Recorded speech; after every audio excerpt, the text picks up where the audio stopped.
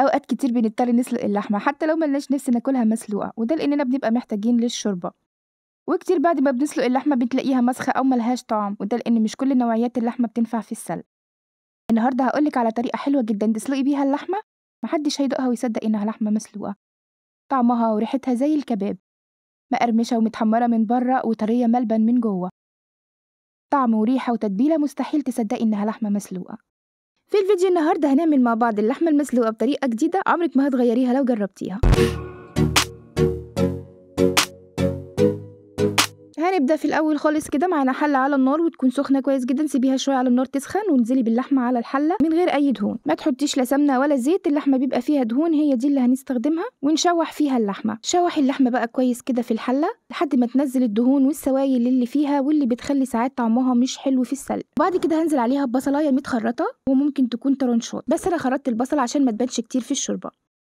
اللحمة بدأت تاخد معايا لون وبدأت تنزل السوائل اللي فيها اهي، قلبي فيها لحد ما تشرب كل السوائل اللي فيها. اثناء ما اللحمه بتتشوح كده وبتشرب الميه اللي جت منها بنزل عليها بالتوابل بتاعتها، بحط ورقتين من ورق اللوري وبقلب عشان ما تلزقش مني او تتحرق. هحط شويه جوز الطيب صغيرين وشويه فلفل اسمر او فلفل ابيض اللي موجود عندك. انا حطيت فلفل ابيض لان الفلفل الاسمر بيغمق الشوربه. لو في اي توابل تانية بتحبيها حطيها، ممكن تحطي حبهان، ممكن كمان تحطي شويه من توابل اللحمه. هحط نص معلقه سكر صغيره وده لان السكر بيسرع تسويه اللحمه.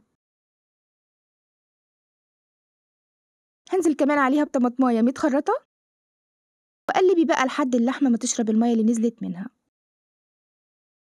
بدأت تلون معايا اهي، هنزل عليها بميه سخنه بتغلي.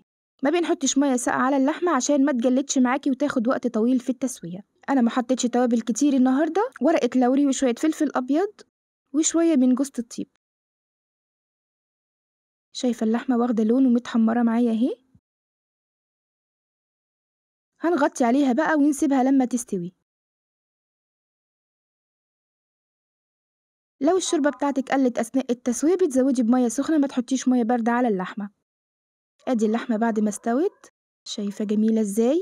لو كلتيها كده طعمها تحفه، شربت من التوابل والخضار اللي حطيناه البصل والطماطم، ريحتها وهميه واخده لون اهي من غير ما تحمريها.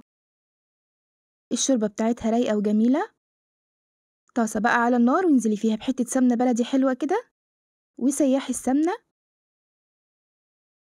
ما تنزليش اللحمه في السمنه وهي لسه ما سخنتش كويس لانها ممكن تلزق منك في الطاسه وتتفتفت معاكي. على طول ايدك فيها حطي وقلبي اللي انت حطيتيه في الاول لان هي ما بتاخدش اي وقت، لان السمنه بتاعتنا مقدوحه كويس جدا ومتسخنه كويس جدا. اول ما هتنزلي باللحمه ثواني وهتلاقيها لونت معاكي. رشه ملح ورشه فلفل كده وهي بتتحمر بتفرق جدا في طعمها، رغم ان احنا متبلينها كويس وهي بتتسلق، بس رشه الملح والفلفل دي هتاخدها في حته تانية خالص.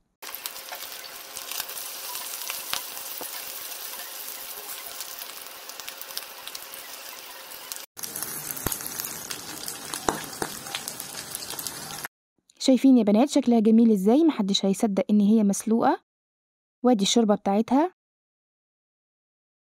رايقة وصافية وفاتحة ودسمة جدا، متبلة حلوة قوي، شاربة من ريحة اللحمة وريحة الخضار اللي حطيناه والتوابل. ايا كان قطعية اللحمة وايا كان نوعها هتطلع معاكي بنتيجة حلوة جدا لو جربتي الطريقة دي في سلق اللحمة. متحمرة حلوة قوي من بره ومقرمشة ومن جوه قلبها طري جدا، ومستوية طبعا تسوية حلوة قوي، شاربة من ريحة التوابل، متبلة كويس جدا، ريحتها ما فيهاش اي زفارة. جربيها وهتدعيلي. وده حبايبي كان الفيديو بتاعي النهارده. لو طريقتي في سلق اللحمه عجبتك جربيها واكتبي لي رايك في الكومنتات، وما تنسينيش بقى باللايك والشير وسبسكرايب وتفعيل زر الجرس للقناه لو محتوى قناتي بيعجبكم. والسلام عليكم ورحمه الله وبركاته.